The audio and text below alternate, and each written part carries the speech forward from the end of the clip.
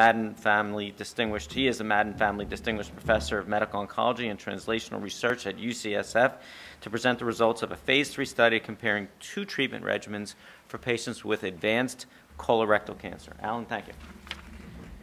Thank you, Dr. Hudis, and it is truly an honor to be here and to represent the cooperative groups in this presentation. CALGB SWOG 80405 was designed in 2004. It represents a collaboration between the legacy CALGB, which is now called the Alliance for Clinical Trials in Oncology, and the Southwest Oncology Group. And I'm pleased to be here to present these results. This is the final design of the study I'll present today. A final design because this study evolved over the 10 years it was open because of changes in the field. Patients received who had metastatic colorectal cancer that was untreated in first line, whose tumors were KRAS wild type. So with molecular analysis, KRAS wild type defined in this study as codons 12 and 13. Patients were stratified based on the chemotherapy that was given as well as whether they'd received prior adjuvant therapy. The chemotherapy, FOLFIRI or FOLFOX, each are standards, and those were given at the discretion of the physician. So as patients enrolled on the study, the decision was made by the physician and patient which chemotherapy they would use. The randomization was between chemotherapy and cetuximab, an anti-epidermal growth factor receptor antibody, and bevacizumab, chemotherapy plus bevacizumab, an anti-vascular endothelial growth factor antibody. These 2 drugs in 2004 were both newly approved for patients with metastatic colorectal cancer with very different toxicity profiles. Cetuximab renowned for the acne rash, and bevacizumab with some consequences regarding clotting and bleeding. These 2 drugs were new at the time, and this was the question asking which is the optimal first-line treatment for these patients. I'll report on 1,140 patients, and the primary endpoint was overall survival. These are the results that I'll present. This is the overall survival data. In blue, chemotherapy plus cetuximab, patients receiving that regimen had a median overall survival of 29.9 months. In yellow, patients receiving chemotherapy and bevacizumab had a median overall survival of 29.0 months. The p-value here is 0.34, the hazard ratio of 0.925. This study, therefore, does not show a meaningful difference between these 2 arms. Our assumption when we started the study was that we were looking to see if one arm was better than the other. In fact, we had no knowledge which one would have been better. This was essentially looking for a difference in the treatment arms. And what we see here is, at least within the statistical boundaries we have, there was no statistical difference. Progression-free survival, which is the decision to move patients off of the first therapy because the cancer has progressed, was also not clinically meaningfully different nor statistically different.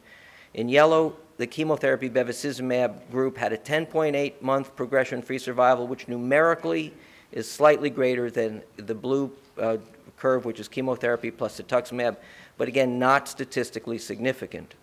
This is as determined by the investigators. So these two distinctly different biological therapies in combination with chemotherapy did not impart a different outcome for the patients receiving either one.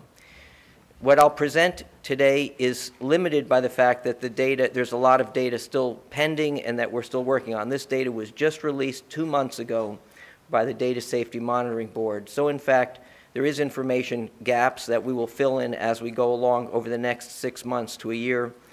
Duration of therapy, dose intensity, classic marker response rate, which is of interest. Many patients underwent surgery. In fact, over 100 patients underwent surgery and for at some period of time, if not even still today, remain free of cancer. About 10% of patients achieved a complete response, which is to say they had no evidence of cancer. We have other details that we're still waiting for as well, sequence and crossover to other biologics. So there's a lot. The data I'll present is limited in terms of our full base of knowledge, but again, the overall survival is a solid endpoint. The conclusion really from this is that there is no difference between these two therapies as the starting point for patients. Patients, of course, came off of the designated treatment and might have gone on and did go on. 88% of patients went on to subsequent different treatments, and at the end of the day, the survival was the same. For patients, what this tells us is that either FOLFIRI or FOLFOX with either bevacizumab or cetuximab are perfectly reasonable options for first-line therapy for this population of patients. Essentially, patients have 4 choices, and doctors have 4 choices of which therapy they might initiate for patients. And patients can make this decision based on preference for toxicities, on other issues, because these appear to be equivalent in terms of long-term outcome.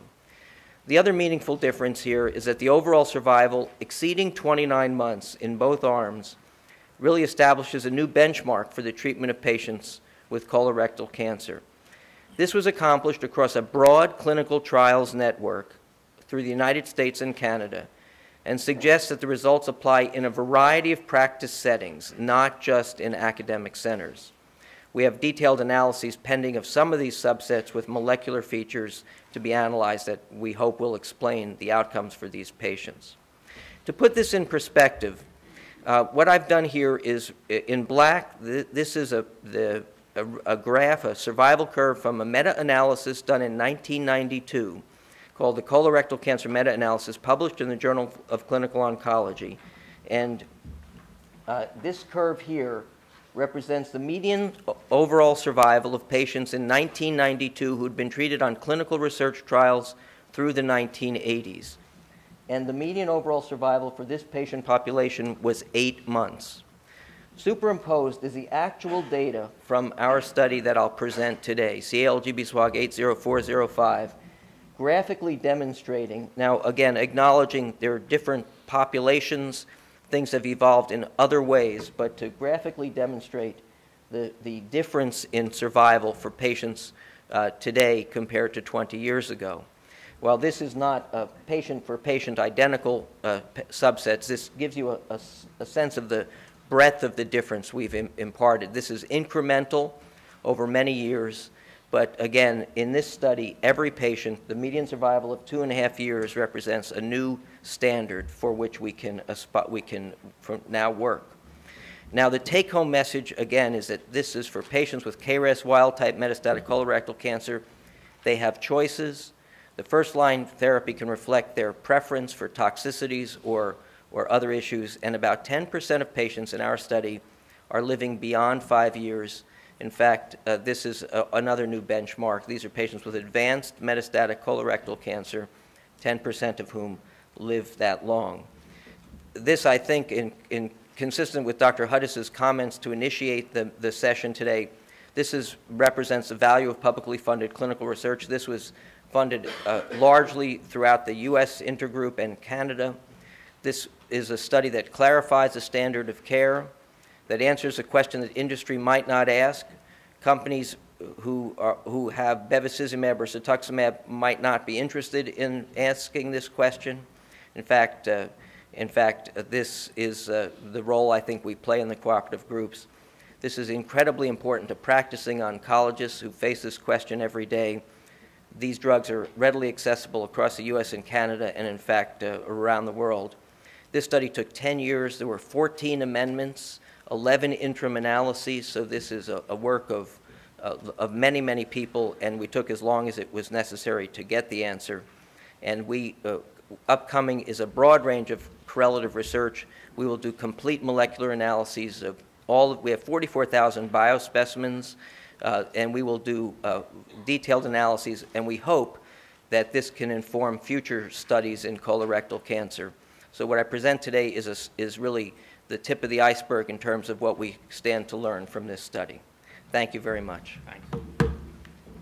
Thanks very much, Alan. So in just keeping with the theme, while on the one hand there may be some temptation to top-line this as a negative trial, 2 arms are the same, the really important thing is that this sets an entirely new standard and a new high bar for clinical trials in advanced colorectal cancer. It also highlights the reason we will need and continue to need significant investment.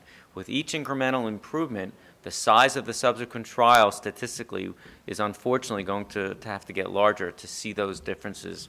The size of the differences we need to have a small trial themselves grow larger. And this incremental benefit is a great problem to have, obviously, but it highlights, again, the critical role of federally supported public funding to get this kind of work launched and completed.